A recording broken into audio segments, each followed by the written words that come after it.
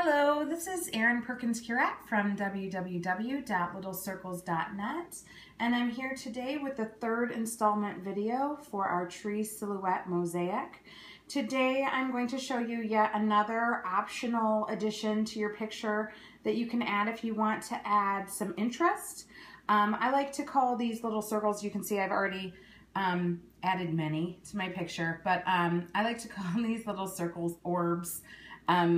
They remind me of like the little circles that people see in pictures sometimes when there's a flash, or you know, they see ghosts and stuff. So that's what they remind me of, and that's what I call them, orbs. Call them whatever you want. If you need some more detailed information about how to make these closed coils, open closed coils in quilling, you can check out a previous mosaic video series that I put out for the retro quilled flower mosaics. They go into much more detail about how to create and place quilled pieces on a mosaic. For time purposes, I'm going to just show you one that I've already previously glued. So what I've done is I've taken a bunch of different colors of Culture Pop paper. In this picture I've used 7 different colors, I believe. Sometimes I use more, sometimes I use less. I do them in all different kinds of sizes, ranging from 1/8 of a strip up to, you know, an entire 17-inch strip. I cut them in all different sizes, and then you glue them together. I know, let's see, there you go. Glue them together like that, and then with your quilling tool, a slotted quilling tool I find to be easiest, you just roll it up after it's all glued and dried. I like to, oh, I got something stuck in there. I like to, for these, glue all of the strips, just do a ton of these chains, have them set up, and then I roll them one at a time, and then place them, open them up, glue them, place them one at a time. But I like to do all of the chains first. So for this, I'm just gonna roll the whole thing up. Now it doesn't have to be perfect. This is the biggest one I'm doing on this piece. I saved the biggest for you. And I'll just show you this one. I'm just gonna show you one that I place, open it up and glue it down. But like I said, if you need more information, check out the retro flower mosaic videos and you'll find a lot more information there. So, okay, I'm almost done. I think I've got one more. Oh, no, keep going. I think this one I used 6 out of the 7 colors.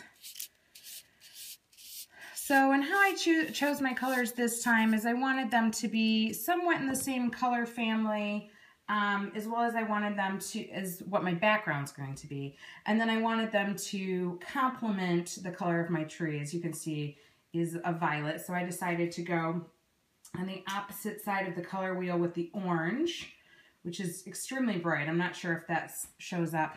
But so here's my coil, and I'm just gonna let it open to the size that I want. Like I said, this one's gonna be my biggest one, so I'm gonna open it a bit. And I just do that in between my fingers. You can use one of those circle boards, but, you know, I don't. Because I don't want them to be perfect. It's art. So, okay. So I just add a little bit of glue to the end there. Go ahead and hold that down. And what I like to do is just kind of turn it. Oops. Just kind of turn it around my fingers until I feel like, you know, the strips look the way I want them to look. I turn it upside down, and I just, with my glue, I just add lines of glue everywhere. The more glue you add, the better chance that it won't turn when you've placed it. Okay, and then I just decide where I want it, which I know I want mine right here in the middle. I'm just gonna hold it down, press it down. Make sure I've got a good seal there. And voila, that's it, okay? So you just do that as many times or as few times as you want, or don't do it at all. And then your piece is ready to shade. I'm not going to go too into shading in this piece. I think you should just use your artistic you know, intuition and use whatever colors you like. I love using up old colors in mosaics. If I have just colors that I don't know what else to do with, I'll sneak them in, and sometimes those are the very best outcomes.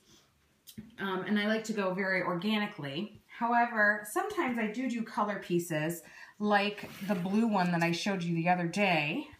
And I want to show you that one because I finished it and I had decided to do that entirely in blue.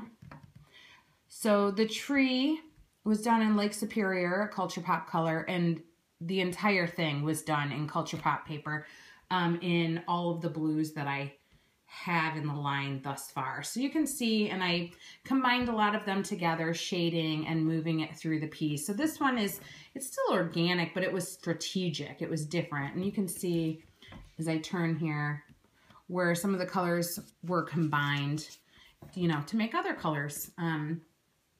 So you really have a lot of options. You can do something more like that, or do something more eclectic where you use up a whole bunch of, you know, different color paper. So I'm going to finish my big piece and come back with one more video, show you some other examples of different ways I've colored in the past, along with how my purple tree silhouette comes out.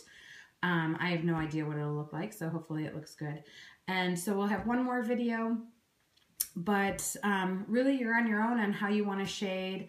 And again, if you need some more information regarding shading, there's more to be found in the Retro Flower Mosaics. So with that, enjoy the rest of the process. Have fun with it. I'm really excited to see what you come up with. Make sure to hit my Facebook page, little circles everywhere, and show me what you've done. I can't wait to see the art that you will manifest. So until next time, happy rolling.